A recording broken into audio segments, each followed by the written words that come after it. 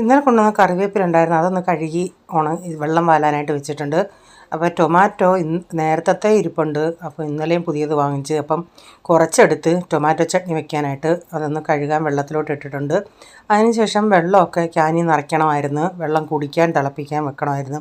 അപ്പോൾ ഇന്നലത്തെ ഇത്തിരി പുലാവ് ഇരിപ്പുണ്ടായിരുന്നു, അത് ഇന്ന് രാവിലെ ഫ്രിഡ്ജിൽ നിന്ന് അതുപോലെ എടുത്തിട്ട് ആ തണുപ്പോട് കൂടി അതിൻ്റെ മുകളിൽ ഇങ്ങനെ പപ്പടം പൊട്ടിച്ചിട്ടിട്ട് കൊച്ചിന് ടിഫിനുണ്ട്, അവർക്കിത് ഭയങ്കര ഇഷ്ടമാണ് ടിഫിനൊക്കെ കൊണ്ടുപോകാനായിട്ട്. അതുകൊണ്ട് ഞാൻ അവർ ഉച്ചയ്ക്ക് കഴിക്കുമ്പം അത് നോർമൽ ചൂടിലായിക്കോളും.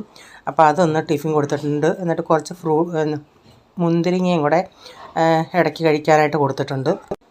ചട്നിക്ക് വേണ്ടി ഞാനൊരു 2-3 സവാള എടുത്തിട്ടുണ്ട്, അതൊന്നും ഇങ്ങനെ ചെറുതായിട്ട് അരിഞ്ഞിട്ടുണ്ട്.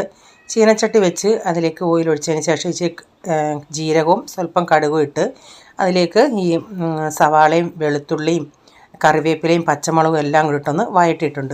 അതിനുശേഷം അരിഞ്ഞ ടൊമാറ്റോയുടെ ചേർത്ത് ആവശ്യത്തിനുള്ള ഉപ്പൊക്കെ ചേർത്ത് ഇത്തിരി മഞ്ഞൾപ്പൊടിയും മുളക് പൊടിയും ഇട്ട് അതൊന്ന് ഇടയ്ക്കിടയ്ക്കൊന്ന് ഇളക്കി കൊടുത്താൽ മതി. പയർ തോരൻ വയ്ക്കാനായിട്ട് പയറെടുത്ത് വെള്ളത്തിലിട്ടൊന്ന് കഴുകാനായിട്ട് വെച്ചിട്ടുണ്ട്.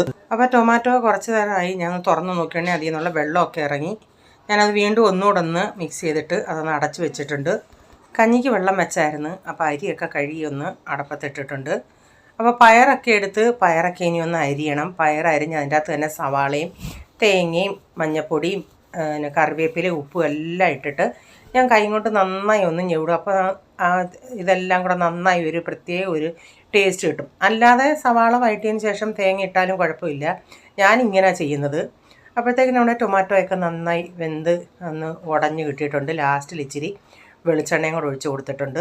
അപ്പോൾ തോരൻ അതേ ചീനച്ചട്ടിക്കകത്ത് തന്നെ ഞാൻ ഇച്ചിരി വെളിച്ചെണ്ണ ഒഴിച്ച് കടുകിട്ടിട്ട് ഈ തോരൻ അതിൻ്റെ അകത്തോട്ട് ഇട്ടിട്ടുണ്ട്. തോരനും പോട്ടെ നമ്മുടെ പയർ. അപ്പോൾ ഒരു തേയിലവെള്ളം കുടിക്കാനായിട്ട് തോന്നി, അപ്പോൾ ഇത്തിരി തേയിലവെള്ളം ഇരത്തി ഒരു ഇച്ചിരി നാരങ്ങ നീരൊക്കെ പിഴിഞ്ഞ് അതൊന്ന് ഞാനൊന്ന് കുടിക്കാനായിട്ട് എടുത്തിട്ടുണ്ട്. അപ്പോൾ പയറൊക്കെ ഇവിടെ റെഡി ആയിട്ടുണ്ട്. അതിനുശേഷം എനിക്ക് നാരങ്ങ അച്ചാറിൻ്റെ ഓർഡർ ഉണ്ടായിരുന്നു, അപ്പം നാരങ്ങ അച്ചാർ ഇടണം. അപ്പോൾ ചീനച്ചട്ടിയൊക്കെ വെച്ച് ഞാൻ നല്ലെണ്ണയിലാണ് ഉണ്ടാക്കുന്നത്, ഇഞ്ചിയും വെളുത്തുള്ളിയെല്ലാം വഴറ്റി. ഇത് ഞാൻ ഫുള്ളായിട്ട് കാണിച്ചിട്ടില്ല. അപ്പം നാരങ്ങയൊക്കെ ഞാനൊന്ന് ഇട്ടിട്ടുണ്ട്. അപ്പം അച്ചാറൊക്കെ ആർക്കെങ്കിലും വേണമെന്നുണ്ടെങ്കിൽ ഇന്ത്യയിൽ എവിടെയും ഞാൻ കൊറിയർ ചെയ്ത് കൊടുക്കും. വാട്സപ്പ് നമ്പറിൽ കോൺടാക്ട് ചെയ്താൽ മതി. അപ്പം നാരങ്ങ ഇന്ന് ഇച്ചിരി ചാറോടുകൂടി ഇരിക്കുന്നെങ്കിലും നാളെ ഇത് റെഡി ആവത്തുള്ളൂ. ആ ചാറല്ല ഈ നാരങ്ങയ്ക്കകത്ത് പിടിച്ച് നല്ലൊരു പരുവാകുന്നത് നാളെ അത് നമുക്ക് മനസ്സിലാവത്തുള്ളൂ. അപ്പോൾ ഈ വീഡിയോയുടെ ഫുള്ളായിട്ടുള്ള വീഡിയോ ആർക്കെങ്കിലും കാണാൻ താല്പര്യം ഉണ്ടെങ്കിൽ ഞാൻ ബിജീസ് കിച്ചൻ ചാനൽ വ്ളോഗിൽ ഇട്ടിട്ടുണ്ട്. അപ്പോൾ ഈ വീഡിയോയിലെ വിശേഷങ്ങൾ ഇതൊക്കെയായിരുന്നേ.